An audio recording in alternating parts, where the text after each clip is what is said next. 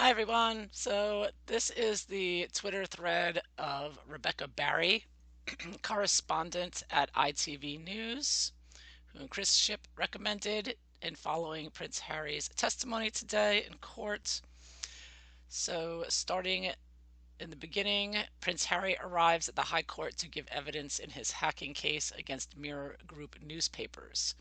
The first time in 130 years a senior royal has appeared in court in a court witness box and promises to be box office. I'm off to get my seat in court. So there's Harry arriving in the courtroom, finally, late. Prince Harry was quiet and sounded nervous as he stated his name, Prince Harry, and swore an oath on the Bible in the witness box. That's probably what got him nervous. He had to touch a Bible. Sorry, I'll try to keep my commentary at a minimum. Then she says, I've heard a barrister have to explain to the court the protocol on how to address a witness. Quote, Your Royal Highness, in the first instance, then Prince Harry. Prince Harry says decision to, quote, reluctantly step back from his royal role was in large part, quote, due to the constant intrusion, inciting of hatred, and harassment by the tabloid press in every aspect of our private lives, which had a devastating impact on our mental health and well-being. It was a downward spiral whereby the tabloids would constantly try to coax me, a damaged young man, into doing something stupid that would make a good story and sell a lot of newspapers. Looking back on it now, such behavior on their part is utterly vile. So he's blaming the tabloids for his bad behavior, it seems. And then having given her a nightmare time 3 months prior to her death in Paris makes me physically sick and even more determined to hold those responsible, including Mr. Morgan, accountable for their vile and entirely unjustified behavior. As a consequence of me bringing my Mirror Group claim, both myself and my wife have been subjected to a barrage of horrific personal attacks and intimidation from Piers Morgan, who was the editor of the Daily Mirror between 1995 and 2004, presumably in retaliation and in the hopes that I would back down before being able to hold him properly accountable for his unlawful activity towards both me and my mother during his editorship. The problem is that over the last 15 to 20 years, there are now incredibly powerful media companies who masquerade as journalists and who have quite literally hijacked journalistic privileges for their own personal gain and agenda. It is an unbelievably dangerous place. I am bringing this claim not because I hate the tabloid press or even necessarily a section of it, but in order to properly hold the people who have hijacked those privileges, which come with being a member of the press, to account for their actions. I feel there is a responsibility to expose this criminal activity in the name of public interest. Prince Harry attempts to lighten the mood by quipping, You've got me doing a workout, as the defense barrister repeatedly asks him to pull out the huge bundles of documents involved in this complicated case. Prince Harry has been asked to raise his voice in court. The barrister for the Mirror Group newspapers, Andrew Green Casey, jokes, Not in anger, I hope.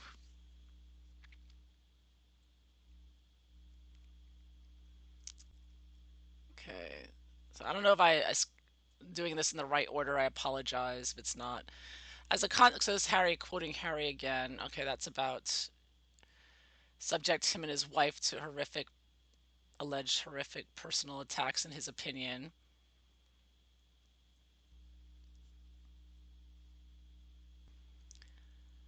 Sitting in a packed courtroom of barristers are about to begin opening speeches. The Prince Harry against the Mirror Group newspapers. The publisher is accused of, quote, widespread and habitual phone hacking and blagging, causing him bouts of depression and paranoia.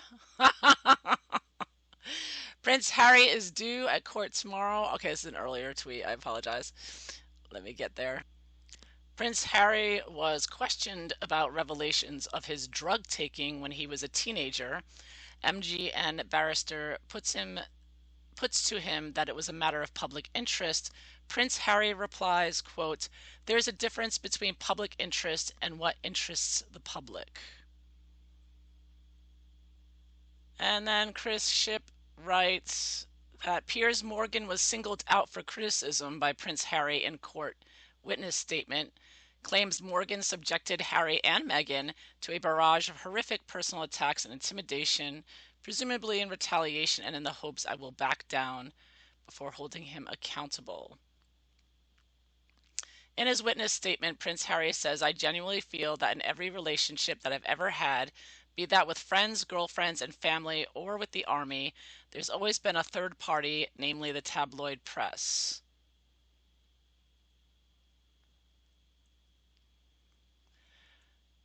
Minor in the scheme of things, but odd no one proofreading these witness statements picked up that Prince Harry referred to his father as His Royal Highness King Charles, not His Majesty King Charles, which you'd think someone who grew up in the royal family might know. Tabloids have blood on their hands, claims Prince Harry. People have died as a result, and people will continue to kill themselves by suicide when they can't see any other way out. How much more blood will stain their typing fingers before someone can put a stop to this madness? Oh my! Woo! Here is an interesting turn of events. Prince Harry turns on Rishi Sunak's government as well as the British press in his witness statement. Quote, "At the moment, our country is judged globally by the state of our press and our government, both of which I believe are at rock bottom." Prince Harry also lashes out at the British government for being scared of alienating the press and says both the government and police are, quote, "scared to hold them accountable or seek justice against them, and that makes parts of the media, quote, feel above the law." A pattern appears to be developing in Court 15. MGN lawyer tells Harry a story he claims was gathered unlawfully, was already in another paper, or was announced by the palace. Lawyers offer to show the press releases and articles. Prince Harry replies, quote, "It's a question for my legal team." Mirror Group asked the Duke of Sussex about a story in 2000 that he broke his thumb. Harry said he didn't know the info had been reported by PA News Agency the day before the Mirror article, which quoted a palace spokesperson. On the thumb story, Harry insists the Mirror article, "Medics told him he couldn't play football for a while," was obtained through unlawful means, and he couldn't trust the doctors. Whose phone was hacked to get that, Harry asked. He said, "The doctors? I'm not sure." Asked by the Mirror lawyer who wrote a 55-page witness statement, Harry said, "This whole witness statement was written by me after many video calls from California with his lawyers. I still don't know how they mistitled his father the king, though." And we are done for today, at least. After 5 hours in the witness box, the High Court calls it a day and asks Prince Harry back for more questions tomorrow. Andrew Keene, KC for Mirror, defendant, will need another morning to cross-examine Harry in the case he has brought. So in a long chat in our court over the phrase, quote, "two-faced shite," Harry admits he referred to Paul Burrell, Diana's former butler, that way, and left messages on Prince William's voicemails using that phrase. Appeared in 2003 People article. Harry claims it came from a phone hack. Harry's statement said the article reflected, quote, "my exact private feelings." And there was a, quote, "private disagreement between myself and my brother about meeting Paul Burrell." Quote, "My brother was open for fixing a meeting, but I was firmly against meeting him at this point in my life." However, in court, MGN lawyers reads from Harry's book Spare, in which, or wah, in which the prince wrote about meeting Paul Burrell, quote, I wanted to fly home, confront him. I phoned Pa, announced that I was getting on a plane. He, and then in a separate phone call, Willie, talked me out of it. He's so obnoxious, Willie. Asked, uh, you didn't want a meeting or you did want a meeting. Harry said, I honestly can't remember whether I wanted a meeting or not. Question, you left a voicemail on William's phone saying that. Harry, I was leaving voicemails for my brother, and that is a terminology I used for Burrell. So I'm talking about the Burrell messages. Then it says Harry appeared emotional when asked about a 2005 Sunday People story about then girlfriend Chelsea Davies' gap year. Harry's voice seemed to crack. Quote, I can't remember when I first saw this article, but having a look at it now and see the level of detail, it's extra distressing. Okay, I am now going to attempt to read Harry's witness statement, 55 pages. I don't know if I'll get through all of it, but I'll try.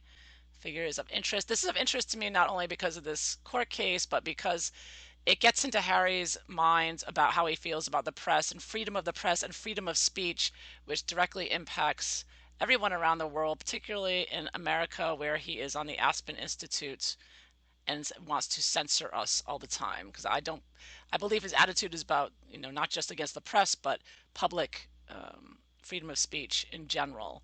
So I want to see it. It looks really crazy from the clips I've seen on Chris Ship's Twitter. So let's just start from the beginning. I, Prince Harry, Duke of Sussex, will state as follows. One, I make this statement in support of my claim for damages and other remedies. The facts and matters set out in the statement derive from my knowledge and are true, except where I indicate that the information derives from a third party, in which case it is true to the best of my knowledge and beliefs. I refer to documents that are listed. I'm skipping stuff here. I'm not reading like every line here because this is just he's going to tell the truth, the whole truth, and nothing but the truth. I was born in the British royal family, 15 September 1984, blah, blah, blah. Following my departure from the military, I became a full-time working member of the royal family. I met my wife, Megan, in 2016, married at St. George's Chapel. Son Archie, born May 2019, doesn't give a day. We lived at Frogmore Cottage. I now live in California with wife and daughter Lilibet, born in June 2021. They're not giving the day though. I guess it doesn't really matter here, but it's no secret that I have had and continue to have a very difficult relation with the tabloid press in the UK. My experience as a member of the royal family, each of us gets cast into a specific role by the tabloid press. You start off as a blank canvas while they work out what kind of person you are and what kind of problems and temptations you might have. They then start to edge you towards playing the role or roles that suit them best and which sells as many newspapers as possible, especially if you are, quote, spare to the air. You're then either the, quote, playboy prince, the, quote, failure, the, quote, dropout, or in my case, the thicko, the cheat, the underage drinker, the irresponsible drug taker. The list goes on. As a teenager and in my early 20s, I ended up feeling as though I was playing up a lot of the headlines and stereotypes that they wanted to pin on me because they thought that if they are printing the rubbish about me and people are believing it, I might as well do the crime, so to speak. It was a downward spiral whereby the tabloids would constantly try to coax me, a damaged young man, into doing something stupid that would make a good story and sell a lot of newspapers. Looking back on it now, such behavior on their part is utterly vile. Whilst you would, of course, report on my successes in life, it seemed to me that they took far greater pleasure in knocking me down time and again. This extended to my relationships. I always felt as if the tabloids wanted me to be single. as I was much more interesting to them and sold more newspapers. Whenever I got into a relationship, they were very keen to report the details, but would then very quickly seek to try to break it up and putting so much strain on it and creating so much distrust as humanly possible, as I shall go into in more detail later in this statement. This twisted objective is still pursued to this day, even though I'm now married. Whenever I have been in a relationship, I have always tried to be the best partner I could possibly be, but every woman has her limit.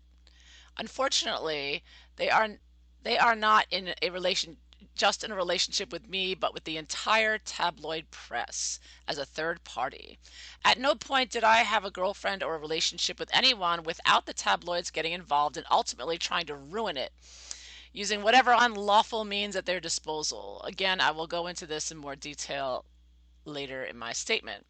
Of course, I accept my public role with the royal family, and I know that every time I put on a suit and tie in order to carry out an official engagement, I'm going to get photographed because most of the press are always there. Even if I get papped on the way there or the way back, then that's absolutely fine too because it's expected. But if the next day I want to go out and take my dog for a walk, I would expect some level of privacy, which unfortunately does not and has never existed for me. Despite the common misconception, I was no more than 5% funded by taxpayer while I was a working royal in the UK. I don't know about that, Harry. Whatever. Well, and yet it felt as though the tabloid press thought they owned me absolutely and deserved to know everything there is to know about me and my life and my movements and the lives of those people who came into my orbit. There also seemed to be a real blurring of the lines in terms of what the public interest and what is of interest to the public. The tabloids concentrated on salacious stories about my relationships and so on to satisfy the latter while appearing to completely ignore the former as a means of justifying their intrusion. I simply don't understand and never have how the inner private details of my relationship, for example, could have anything to do with the well-being of society or the running of the country and therefore be of public in the public interest, or indeed how the use of voicemail interception and other unlawful information was gathering techniques to uncover such private information could be either. I obviously understand why my relationships might be of interest to the millions of tabloid readers, but that is something entirely different. What I complain of here is illegal or unlawful, and that is something which I feel incredibly strongly about. Not just in a personal capacity, but as part of the role I have always tried to take as my duty to stand up to things which are wrong, and the public or people without the same resources should not have to accept or undergo. It even got to the stage where the tabloids would routinely publish articles about me that were often wrong, but interspersed with snippets of truth, which I now think were most likely gleaned from voicemail interception and or unlawful information gathering. This created an alternative and distorted version of me and my life to the general public. Being those people that I had to serve and interact with as part of my role in the royal family, to the point where any one of the thousands of people that I met or was introduced to at any given day could easily have gone, you know what, you're an idiot. I've read all the stories about you, and now I'm going to stab you. This this extended to every new place that I went to, whether it be a classroom at a school or a new course in the army. I always wondered when walking into a room of unknown people whether they had read all those stories and what judgment they had already formed based on what they read in the tabloids. Whatever advantage people claimed I had by walking into a room as Prince Harry was immediately flipped on its head because I was facing judgments and opinions based on what had been reported about me, true or not. I expected people to be thinking he's obviously going to fail this test because he's a thicko. If you were one of the examiners for the regular commissions board, for instance, then you're going to expect me to screw up, as you've already made an opinion before even meeting me based on tabloid reports. It meant that I felt I never went in at the same level as everybody else because the spotlight was always on me.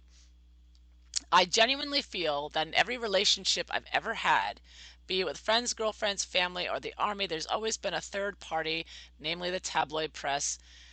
Having seen me grow up from a baby being born into this contractual relationship without any choice and scrutinized in my every move, the tabloids have known the challenges and mental health struggles that I have had to deal with throughout my childhood and adult life, and for them to then play on that and use it to their own advantage, I think is well criminal.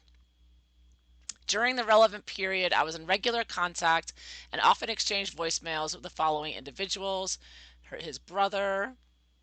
They naturally discussed aspects of their lives, private information, speak over the phone regularly, discuss personal relationships, careers. I am aware that my brother was also a victim of phone hacking and unlawful information gathering. Princess Diana, his mother, we're obviously very close up until her death in 1997.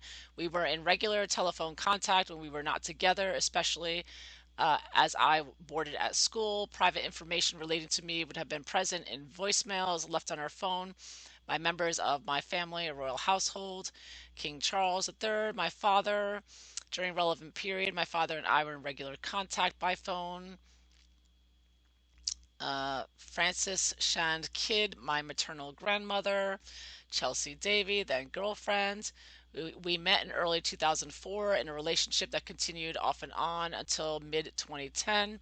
Our relationship was long distance for majority of the time we were together, and Chelsea and I often living in different countries. So we relied on communicating by phone a lot, spoke about all types of personal matters. As my girlfriend, I trusted Chelsea with my most private information and vice versa. Next, Mark Dyer, or Marco, a former royal equerry and still a close friend. And then Helen Asprey, a private secretary, intrinsically involved in all aspects of my private family professional life. Due to her role, she knew a lot of private information. Guy Pelly, entrepreneur and friend of mine. We have been friends since childhood and have regular telephone contact. So he's listing all his closest people here. Jamie Lothar Pickerton, my private secretary from 2005 2013. Alexandra Shan Pettifer, known as Tiggy. Patty Haverson. Uh, Thomas Inskip. Jamie Murray Wells. Brother's wife Catherine, Princess of Wales. Natalie Pickham, sports television presenter. And Carolyn Flack, late television presenter and a friend. So he's friends with some media people here. Okay, I'm just saying. So I can't recall exactly when I first was issued a mobile phone by the institution, but I think it was when I went to Eton when I was still a minor. I have never been the named account holder for any mobile that I have had and have almost never received a phone bill. As far as I was aware, this was all dealt with by the institution, presumably for security purposes, although that now seems rather ironic. As I was very heavily involved with various commitments during the relevant period, whether it was during my time in school or at Sandhurst during my career at the Army afterwards, or afterwards when I was undertaking engagements as a senior member of the royal family. He calls him and Meghan always call themselves senior members of the royal family, but when the Queen referred to them, they're all always just a member of the royal family. So I find it interesting. I would constantly be leaving and receiving voicemails or text messages. It was much less common back then. It was my main means of communicating with family, including my mother, who I was obviously extremely close, especially at that time, my girlfriends, my friends, royal household. My voicemails would include incredibly private, sensitive information about my relationship, my operational security, and that of my family.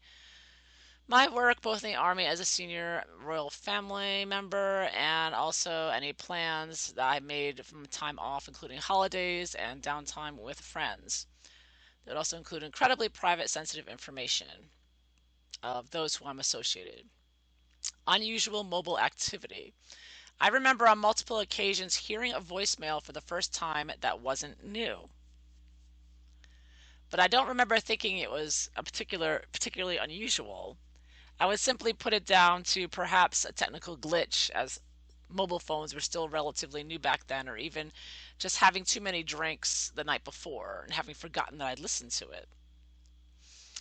I wouldn't go into my voicemails unless the little envelope symbol flashed up on my phone, signaling to me that I had a new message. Sometimes this symbol would vanish before I had a chance to listen to the voicemail. I don't know how long after they'd been listened to that the symbol vanished, presumably straight away. I also distinctly remember people saying to me, quote, "Did you not get my voicemail?" On both a personal and work related level, I was like, no. And sometimes I would go back in my voicemail, look for it, and still couldn't find it.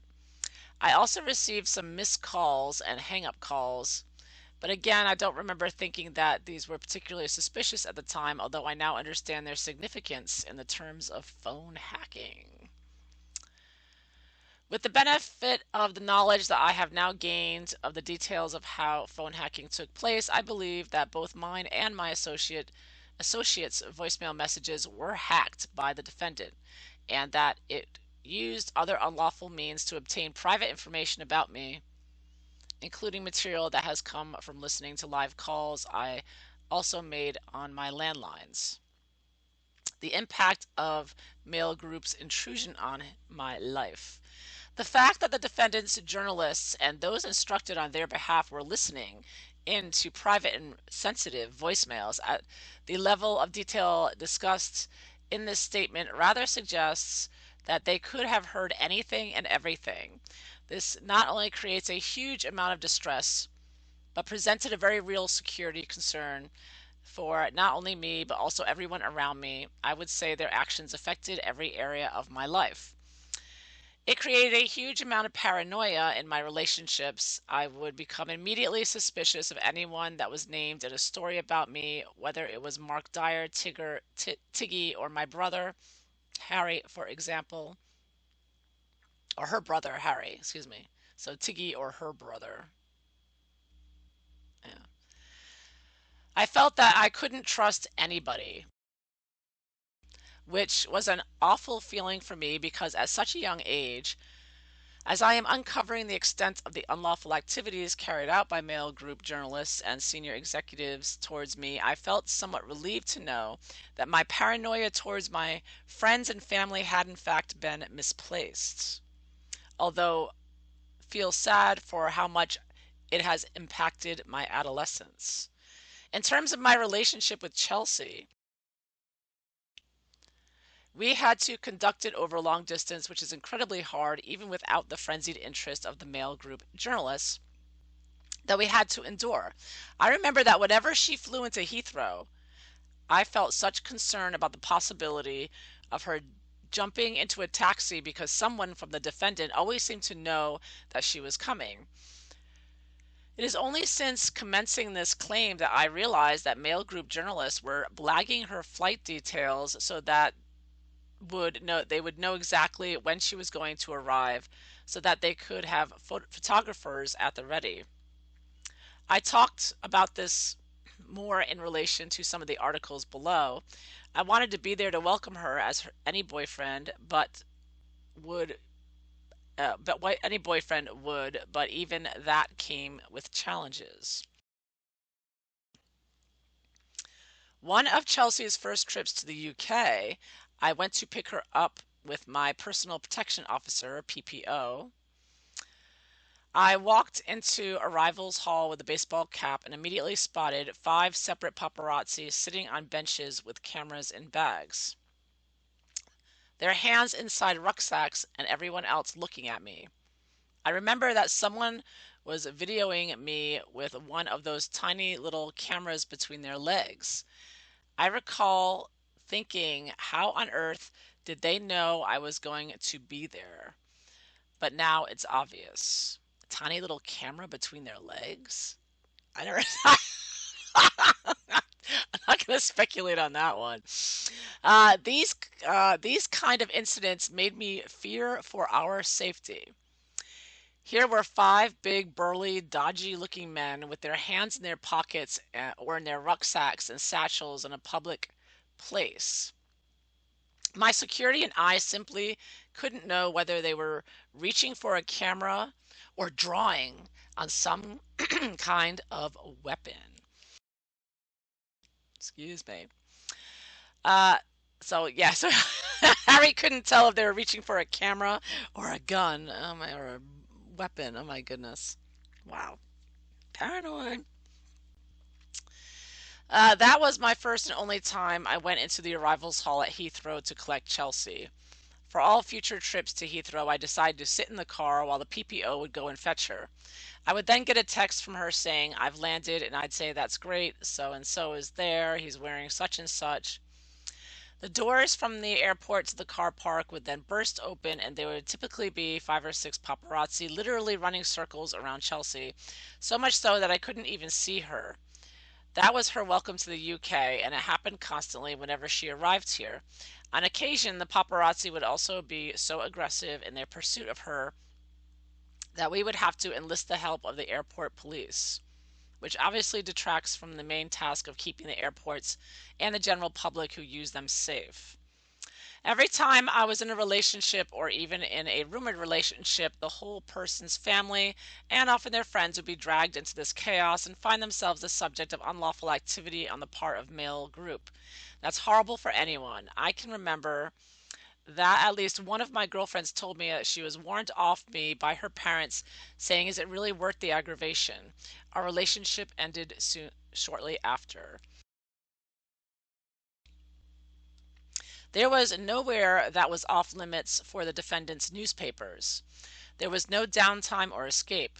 I remember that whenever Chelsea and I went on a trip to Bazaruto, a small island off the coast of Mozambique, to try and get away from all the madness and enjoy some peace and quiet, journalists and photographers from the Mail Group and other tabloids would literally turn up and book into the hotel before we got there. I now believe that they blagged our flight details and hotel bookings and or intercepted our voicemails. We were never on our own and able to enjoy each other's company away from the prying eyes of the tabloids. This put a huge amount of unnecessary stress and strain on our relationship. We could also never understand how private elements of our life together were finding their way in the tabloids, and so our circle of friends became smaller and smaller. I remember finding it hard to trust anyone, which led to bouts of depression and paranoia. Of course, I know now that we know that this information was invariably obtained by unlawful means. These friendships were lost entirely unnecessarily, which is a matter of huge regret for me. Ultimately, these factors led her to make the decision that a royal life was not for her, which was incredibly upsetting for me at the time. So he's upset. He's holding it against the tabloids that Chelsea broke up with him. Hmm. Disclosure. Although my solicitors have advised me that it would not be appropriate for me to provide a running commentary on each and every documents disclosed by defendant in this statement, I have had the opportunity to review them and would like to say that I'm shocked and appalled at the sheer volume of payments made by the Mail Group titles to private investigators who are known in this litigation to have used voicemail interception and other unlawful information gathering techniques to obtain private information about their targets. For private information about me and my associates over a 10-year period from 1999 to when I was very much a minor to 2009. Specifically, there were 135 separate payments for me and further 154 for my associates, which I understand from my solicitors are huge numbers in the context of litigation, especially considering that the defendant is known to have concealed and destroyed evidence of their wrongdoing on an industrial scale. I now realize that my acute paranoia of being constantly under surveillance was not misplaced at all. I was also shocked and disgusted to discover that my name and mobile phone were in a contact list belonging to a known hacker named Nick Buckley, which is proof that I was victim of voicemail interception and unlawful information gathering. Additionally, I was upset to discover the amount of suspicious call data and the 13 private investigative payments for Chelsea. Had she not been in a relationship with me, she would never have had to endure such a horrific experience at the hands of Mail Group's journalists. There are even 8 private investigator payments made in relation to my mother, which I have only learnt of since bringing my claim. This makes me feel physically sick. While on the subject of my mother, I was even more shocked, disgusted, and appalled when I was shown by my solicitors 3 handwritten letters from her to the well-known television personality Michael Barrymore. They were dated on March 23rd, April 25th, and June 2nd, 1997, respectfully, and convey my mother's concern for Mr. Barrymore's well-being and kindly offering him a shoulder to cry on. In the first letter, she said, quote, "I did want to emphasize that I'm here for you whenever. It's very easy to pop round and see you, or please telephone now. You have my number anytime." In the second letter, she said, "I was devastated tonight to hear that the Daily Mirror have been telephoning my office to ask details about 6 meetings that were supposed to have taken place between us. Nobody around me knew of our Sunday evening plan, and I would never do anything to cause you any personal distress, and it only remains for me to say how deeply sorry I am that what I consider to be a private and precious matter has become public property." In the third letter, she said, "Are you okay? I'm concerned because I haven't heard for you for some time. I hope the silence is good news. I have had a nightmare time in the tabloids. I am here on 937-2721 if you need to talk." All 3 letters were written during Piers Morgan's editorship of the Daily Mirror, and he even admits on page 122 of his book, The Insider, Private Diaries of a Scandalous Decade, that the TV comic Barrymore has recently been treated in a clinic for booze and drug addiction, and I'd heard rumors that Diana had been secretly comforting him. As the first and third letters confirm that Mr. Barrymore had my mother's landline number, it is safe to assume that they were in contact over the phone. Given my mother's very hectic schedule in the months leading up to her death in 1997, I think it's also safe to assume that she would have been exchanging voicemails with Mr. Barrymore about his problems and their plans to meet up. In light of what she says in the second letter about being devastated to find out that the Daily Mirror had somehow discovered details of their private meetings, and being horrified at the thought of Mr. Barrymore thinking she had leaked the details together with Mr. Morgan's reference to secret meetings, I can only assume that this information had been obtained via voicemail interception and or unlawful information gathering, such as live landline tapping. But I think there's another thing that Harry is not considering here, is that Princess Diana would inform the Paps where she was going to be. So it's quite possible that she lied in that letter when she said she was devastated, because she may have actually done it herself. Oh my goodness. But no, Harry assumes it must be phone tapping. Princess Diana would never lie in a letter. Oh no, never. Okay, again, the thought of Piers. Harry lies constantly. You don't think your mother lied, Harry? You are your mother's son. Anyways, again, the thought of Piers. Okay, here we go. Again, the thought of Piers Morgan and his band of journalists earwigging into my mother's private and sensitive messages in the same way they have me, and then having given her a nightmare time 3 months prior to her death in Paris makes me physically sick and even more determined to hold those responsible, including Mr. Morgan, accountable for their vile and entirely unjustified behavior. Okay, so here we go. Bringing the mother into it and trying to blame them for his mother's death. So he is just, yeah, this is all BS. This is all nonsense, all insanity. And Harry keeps repeating how paranoid he is. It's like, yeah, Harry, you're paranoid. That's come from the drugs and from, whatever problems you have. Not the tabloids. Anyways, articles under complaint. My solicitors have advised me that there were more than 50 articles are pleaded by a claimant in this litigation. 25 articles must be selected by each party for initial consideration for the court. I have dealt with 50 articles selected by both me and Mirror Group below in chronological order. These are numbered in reference to my amended particulars of claim. To prepare this witness statement, I have been through each of the articles highlighted with my solicitor on a series of video calls in January and February. To a very small extent, this exercise has refreshed my memory, but I do remember a lot of what was going on through the relevant period, including the incidents of stories referred to in the articles below. Even if I don't recall seeing the specific articles at the time, I set out my recollection and knowledge of these events and the impact of these articles in the paragraphs below. The list of documents refers to both the text only and as published versions of the articles to the extent that these have been disclosed by the defendant.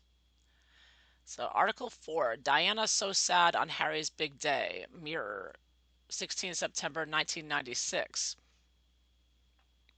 So this article, published on page 2, Daily Mirror, features a photograph of me at the top, contains details of my mother coming to visit me at Ludgrove School. So already he's bringing his mother into it. This is all about his mother, right? So the article reveals I was distressed at the ill health of Patty Whiteland, a gardener that used to work for my father. So I'm skipping through this now. I mean, he's just going to go through each article and how it distressed him. Maybe you can pause and read it if you want to get into the detail of each article.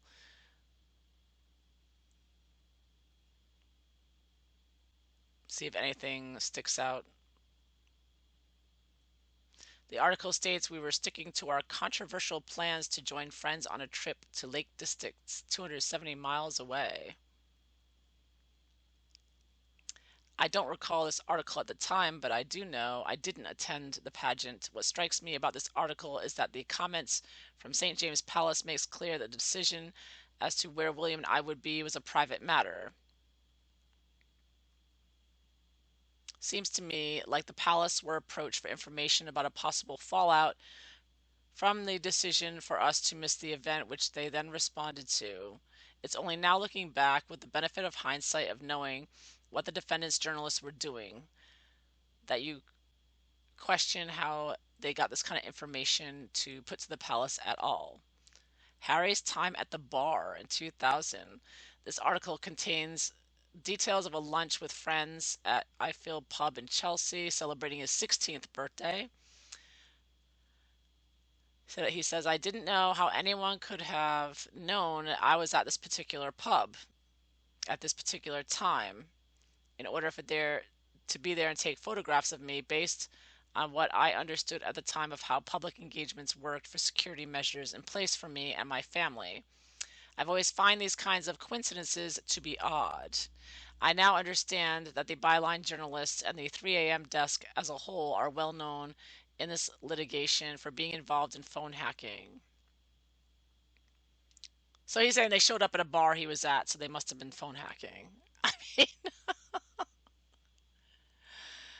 oh, Pizza Express. What strikes me about this article in particular, I insisted that one of my protection officers join me and a friend when we had lunch at Pizza Express. Uh-huh. I'm unsure of how the defendant's journalist could have been aware of any private conversations between me and my private protection officer. Mm-hmm. Interesting that he brings that up. Pizza Express. Snap, Harry breaks thumb like William. So he goes into his thumb being broken in November 2000.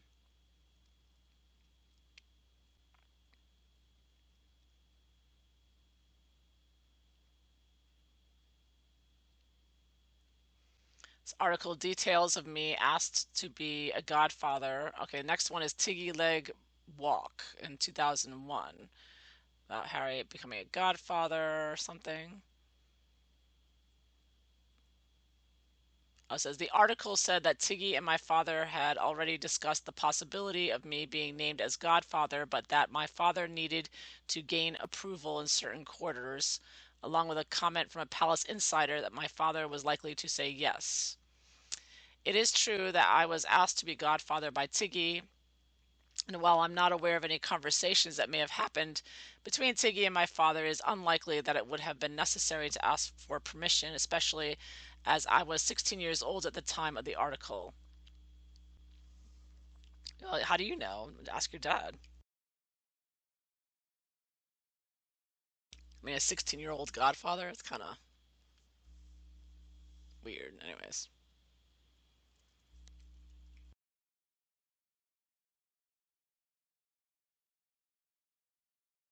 Rugger off Harry. An article that said that he has sustained injury he has sustained to his back playing polo. Oh, isn't this interesting? So, in 2001, now remember Harry had trouble getting on stage. There's a picture of him grabbing his back. So this is where he got the injury, 2001. Now he claims, I'm sure, in his book that Prince William punched him and he fell to the floor and he fell in the dog bowl on his back. So now we know the real way he injured his back was during polo, which makes sense. It forced him to stop playing rugby. So that's pretty serious. I understand that Andy Bucknell is well known for litigation involvement, information unlawful gathering. I'm appalled by how brazen the article is in describing itself as exclusive and attributing details to unidentified royal source. I find it shocking that the article reveals such specific details and private medical information, including the advice. Yeah, kind of like the medical information Harry's Better Up app is giving out from people. Including the advice that my doctors had given me, especially as this is not the kind of information I was freely revealing to anyone, especially not my classmates. I suffered injuries just like everyone else and was playing a lot of sport at school. But it was only after my injuries that were being splashed across the national newspapers. Nobody else in class was enduring this treatment.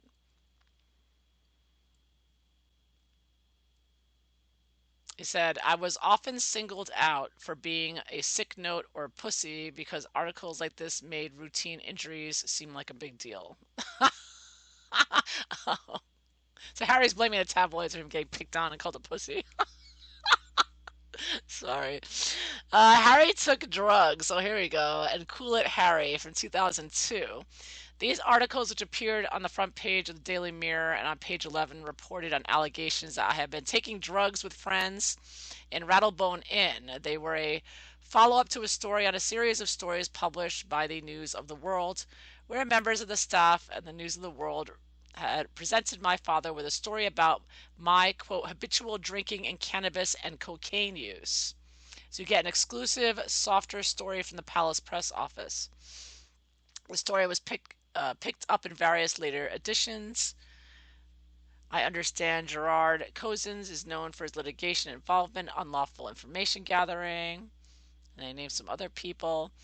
My solicitors have shown me a series of invoices relating to my associate and close friend, Guy Pelly. I spent together at Rattlebone. There have been many repercussions. TMZ did an article right after Archie was allegedly born. Remember when TMZ came out and said, Harry's going out at night with his friends to a bar with known cocaine residue, and and people from TMZ went and tested the bathroom stalls in this particular pub. Because apparently it was Meghan wanting to keep Harry from going out. That's what it seemed.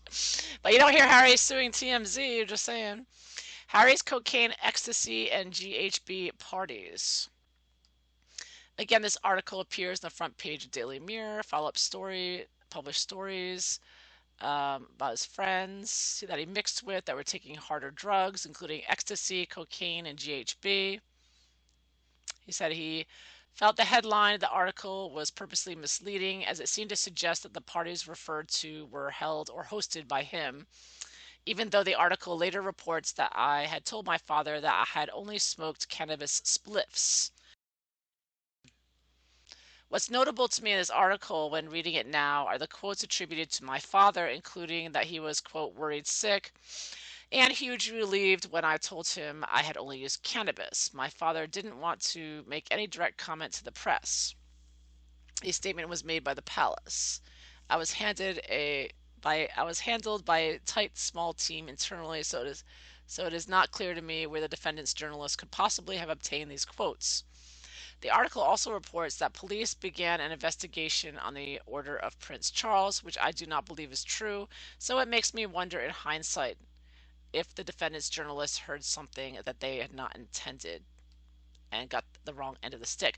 This is interesting because Harry's accusing the male mirror group of having an article that said police begin an investigation order on Prince Charles, and Harry's saying that's not true. Well, don't you know Omid Scobie tweeted and posted about claiming that Yankee Wally was on the Scotland Yard list, right? So what Harry's suing for here, the Mirror, and blaming them and for it and accusing them of saying that the police are investigating that Charles had to start a police investigation, uh, and he's calling this, you know, showing that why he's suing them, and his own mouthpiece, Omid Scobie, has done the same exact thing recently. Hmm. So what he's accusing the Mirror of group is exactly what Omid Scobie is doing. Same stuff. The article reports that I was now rarely allowed out without the presence of my brother. I'm gonna skip some more here. These articles are written at a time when there had been an agreement between the press and royal family following the death of his mother that my brother and I should be able to go through our education without constant scrutiny and interruption. It seems to me there was never any let up in the press coverage. Next one, Harry's sick with kissing disease. In 2002, he contracted a glandular fever. The article is accurate in that I was diagnosed. However, I'm not sure how anyone outside my immediate family knew this. I didn't tell anyone. I was ashamed of having contracted. It's one of those infections with a huge stigma attached to it when you're a teenager, which is exactly what this article is playing on, and the impact on me was huge. Whenever anyone got it while they were at school, they were teased endlessly, whatever people knew. The whole school seemed to know. No one would go near me. I was a bit of a laughing stock. I felt miserable. I do not believe that the palace put this information out freely. I think they responded to information. Glandular fever is not a life-threatening infection. There was no need for information about my medical condition to be publicly broadcast by the Mirror Group. This is an example of articles that seems to be typecasting me into a particular role within the royal family. I was being made to look irresponsible and reckless. Even an infection is common amongst teenagers was somehow being portrayed as something that was my fault, which I'd brought on myself. Wow, paranoid Harry. I highly doubt they blamed him, but I don't know. I didn't read the article, but oh my goodness. No eaten trifles for Harry in September 2002. This article appeared in Daily Mirror celebrating Harry celebrating his 18th birthday, which included a low-profile lunch with his father and brother. I was obliged to give an interview, which was released to the press, and many of the details repeated in the article. Although I am not sure of how much of it is reported here, it was obviously an ideal occasion for anyone listening into my messages to continue to do so in order to discover what additional private information could be exclusively reported. Plot to rob the DNA of Harry in 15 December 2002. This article was published, People, and was written by Dean Roswell. reported a plot to steal a sample of my DNA to test my parentage. I now understand that Dean Rousseau is well known in the litigation for having used unlawful information gathering techniques himself and also a habitual commissioner of private investigators. Numerous newspapers had reported a rumor that my biological father was James Hewitt, a man my mother had a relationship with after I was born. At the time of this article and others similar to it, I wasn't actually aware that my mother hadn't met Major Hewitt until after I was born. The timeline is something I only learned in around 2014, although I now understand this was common knowledge amongst the defendant's journalists. At the time when I was 18 years old and had lost my mother just 6 years earlier, see, he keeps bringing his mother into it. Stories such as this felt very damaging and very real to me. They were very hurtful, mean, and cruel. I was always left questioning the motives behind the stories. Were the newspapers keen to put doubt into the minds of the public so that I might be ousted by the royal family? Wow. So now he's wow. Now Harry's accusing these tabloid stories, trying to turn the public against him, and accusing the tabloids of trying to get him ousted from the royal family.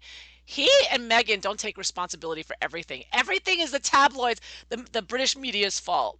Wow, his attack on the media and freedom of speech is so sneaky and diabolical, and I mean stupid, but it's also he's being very sneaky here, weaving his mother into the story and how young he was and how injured, all these stories about his injuries. Oh, I hurt my thumb. Oh, I hurt my back. So he like conjuring up sympathy for Harry and empathy. Oh, poor Harry. Oh, and his girlfriend running through the airport, running for her life. I mean, all these stories to get sympathy for him and to make him seem like such a victim. This multimillionaire victim with such a privileged lifestyle who's commissioner of misinformation and censoring people left and right and hiring Sussex squads to attack, defame, and deplatform people illegally. So, yeah. And just so disgusting to see what he's doing here with this whole thing in general, how this is all playing out. Anyways, a particular concern to me in this article, it's all I feel.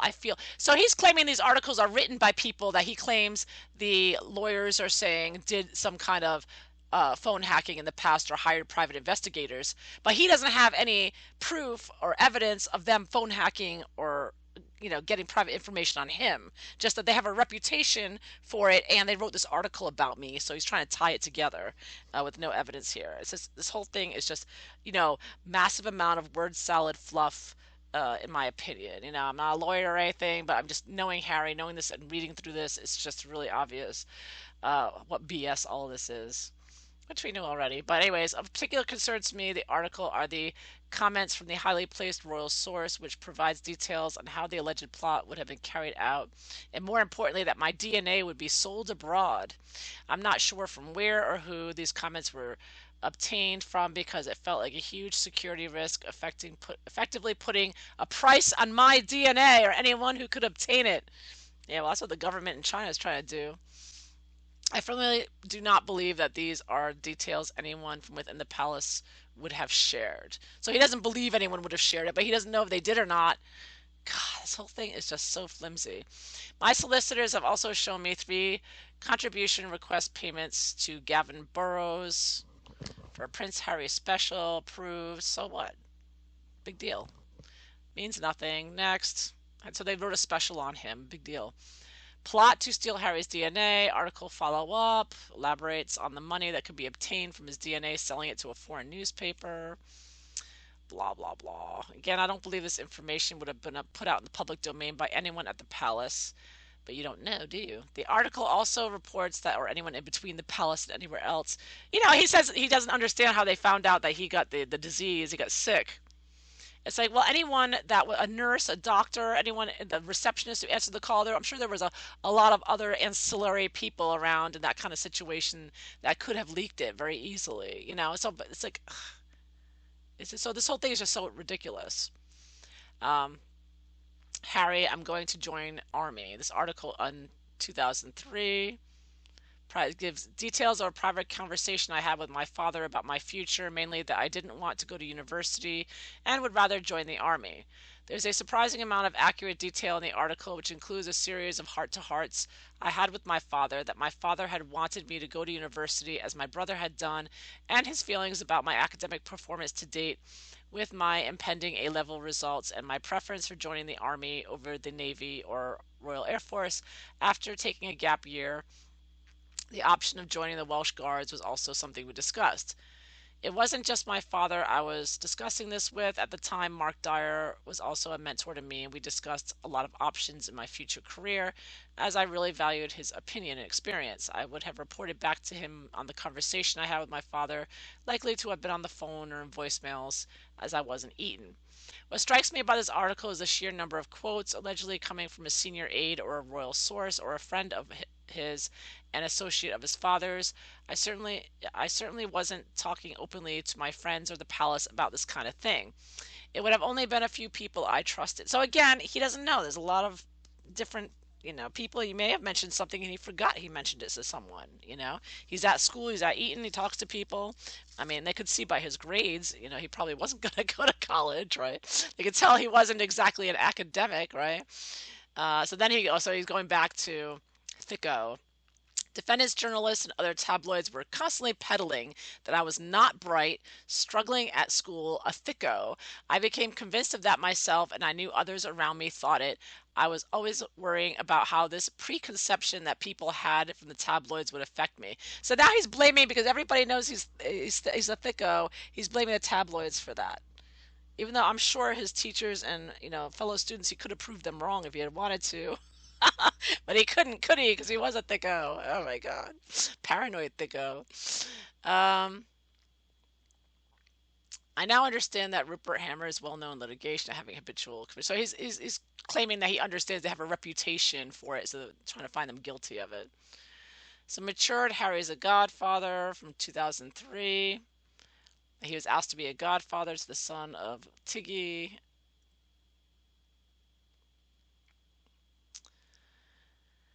Okay, we already covered that one.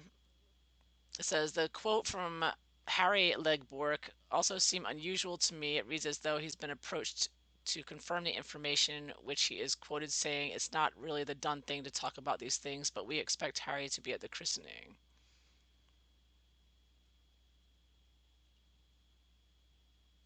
He said, "Over the years, Harry and I came to have a slightly difficult relationship. I ended up feeling quite suspicious of him, which was awkward as I was the godfather to one of his children.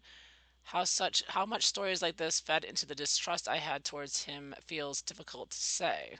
So he's still paranoid about everything.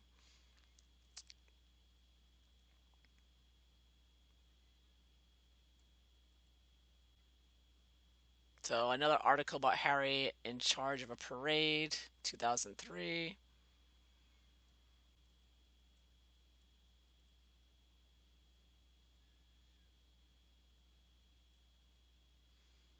Harry's top army mark, top top grade pass after sailing through the Commissioner's Board assessment of the Royal Military Academy in Sandhurst. He's claiming it's not something I wanted publicized. My solicitors had drawn my attention to defendant's defense in respect to this article.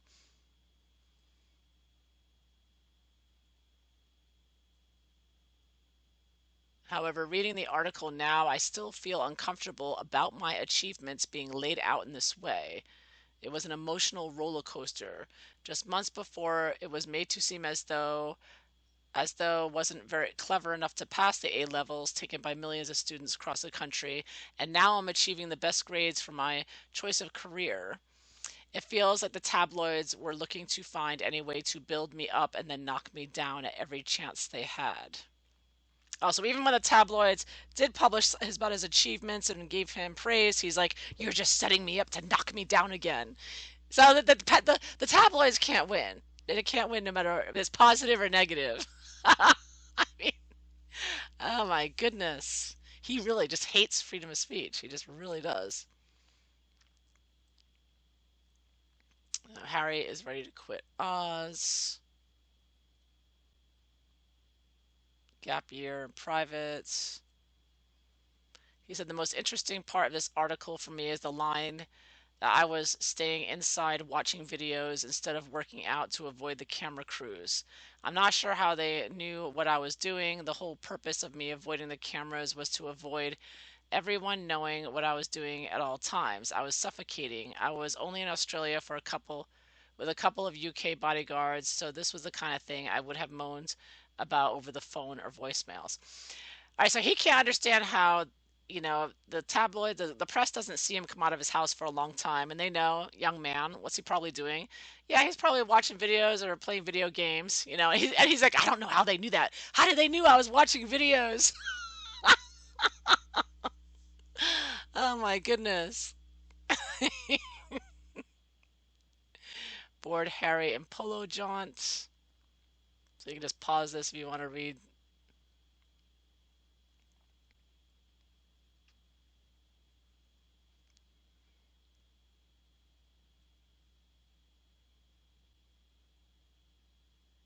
What page are we on now?